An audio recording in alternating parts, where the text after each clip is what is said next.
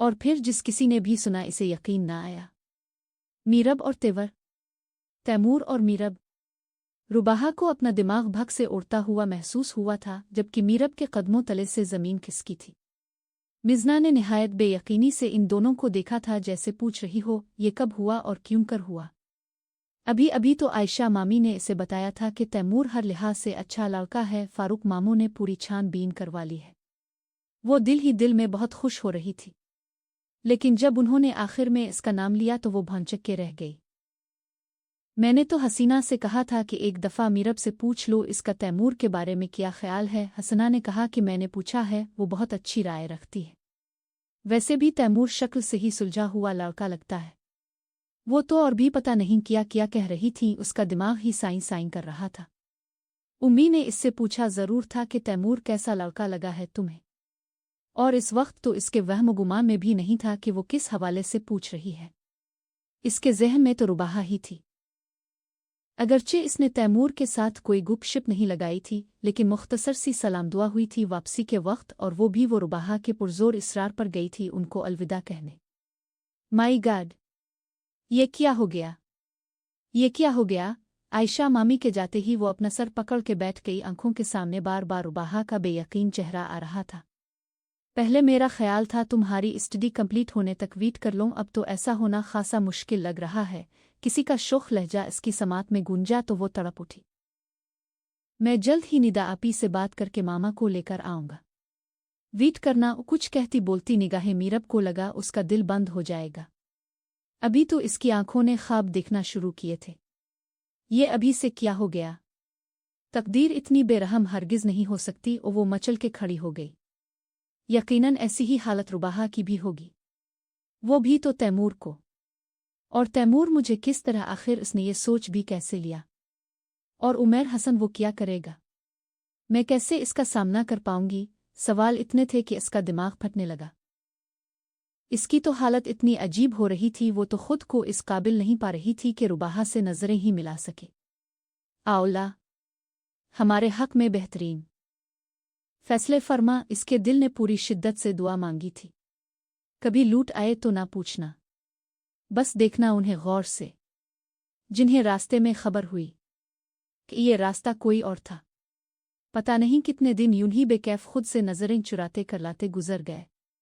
तैमूर खान के लिए सब ने पसंदीदगी का इजहार किया था, और शायद ये इजहार उधर तक भी पहुंच गया था। मीरब का जी चाहता था चीख चीख कर सबको बताए कि सब गलत है, लेकिन एक तरफ तो इसकी माँ थी, जिन्होंने सबके दरमियान बड़े मान से कहा था कि उनकी बेटी उनकी बड़ी फर्माबरदार है, इसे अपनी माँ का हर फैसला कबूल है। जबकि दूसरी तरफ रुबाहा थी, जिसकी मुतवर्रिम आंखें, उदास चेहरा सारा दिन इसकी आंखों के सामने घूमता रहता। और एक तरफ इसका दिल था, जिसमें उमैर हसन की आवाज़ें थीं, लेकिन दिल तो बेचारा किसी खाते में शुमार ही नहीं था। वो तो हर तरफ से पेश रही थी, रोज़ पूल सिरात से गुजरती थी। कुछ समझ नहीं आता था क्या करे क्या ना करे। बस सारा दिन इसका अल्लाह ताला से दुआएं मांगते ही गुजर जाता था। ये मैं क्या सुन रहा हूँ मीरब, वो धाड़ता हुआ उसके सर पर पहुंचा था। यूनिवर्सिटी आवर्स खत्म होने वाले थे। वो लाइब्रेरी में बैठी यूं ही खाली ज़हनी से किताब के औराक पलट रही थी, जब उमैर तनफिन करता इस तक पहुंचा था। तो क़यामत की घड़ी आन पहुंची। इसका नाजुक सा दिल लड़खड़ा रहा था। तुम इतनी कठोर कैसे हो सकती हो मीरब। वो शिकस्ता सा उसके सामने चेयर घसीट के बैठ गया। शुक्र था कि वो इस वक्त अलग थलग एक कार्नर में बैठी थी। बताओ किसके कहने पर ये सब कर रही हो। वो चुपचाप बैठा देखकर वो तेज लहजे में बोला। मैं क्यों किसके कहने में आऊंगी। इसने लहजे को नॉर्मल रखने की भरपूर कोशिश की थी। मैंने तुम्हें कहा था मैं चंद दिनों तक मामा को लेकर आऊंगा। मैं एक ज़रूरी काम से कहीं गया हुआ था, आज ही लूटा हूं। मामा तो इसी दिन से तैयार है। मुझे क्या पता था मेरी चंद दिन की गैर हाजिरी ये रंग लाएगी। वो बहुत टूटा और बिखरा हुआ लग रहा था। मीरब के दिल को कुछ होने लगा। मैंने कुछ देर पहले निदा आपी की खैरियत पूछने के लिए फ़ोन किया था, तो उन्होंने बताया। मुझसे सब्र ना हुआ तो फ़ौरन उधर चला आया। ये क्या हो रहा है मीरब, मुझे समझ नहीं आ रहा, वो शिकस्ता लहजे में बोली। मीरब हुनूस खामोशी से मेज़ की सतह को घोर रही थी।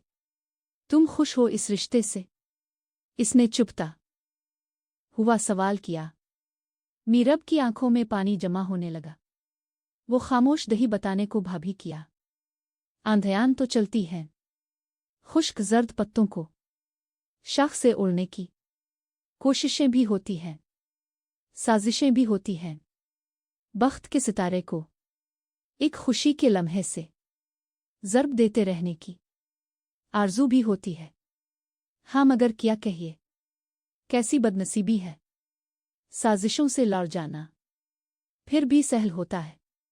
बख्त के सितारे को एक खुशी के लम्हे से ज़र्ब देना मुश्किल है। बख्त से कौन लड़ सकता था? बख्त से कौन लड़ा है? लड़ने का फ़ायदा किया। मीरब, क्या मुझे ये बताने की ज़रूरत थी या है कि मेरे दिल में तुम्हारे लिए किया है? मैं तो इसके लिए बहुत मुनासिब वक्त के इंतज़ार में था। Meerab please try to understand. पता नहीं इस समय इसके लहजे में किया था कि वो हार गई। ना मालूम खुद से जंग करते करते हार गई थी या इस शख्स के जज्बों से हार गई थी। मेज़ पे सर टका के वो फूट फूट के रूदी थी। मीरब, उमैर इस अचानक रद्दे अमल पर घबरा गया। खुद को संभालो प्लीज़, इस तरफ कोई भी आ सकता है, वो लजाजत से बोला। इसे खुद भी शायद एहसास हो गया था, इसीलिए सर उठा के अपने आंसू पूंछने लगी। अब बताओ मुझे क्या बात है, और मुझ पर पूरा भरोसा रखो। उमैर हसन कभी तुम्हारे एतमाद को ठेस नहीं पहुंचाएगा। इसके अपनायत भरे लहजे में कुछ और ऐसा था कि बेइख्तियार उसका जी चाहा कि इस पर एतबार कर ले। और यही तो मोहब्बत है। जब हम अपनी ज़ात के अलावा किसी दूसरे पर अपने दिल का बोझ धरते हैं तो दरअसल इसे अपनी ज़ात का ही एक हिस्सा समझते हैं, और मोहब्बत ज़ात ही तो होती है, वो भी जो किसी से न कह सकी थी, आज इससे कह गई थी। आहिस्ता आवाज़ और नम लहजे में वो इसे सारी बात बताने लगी।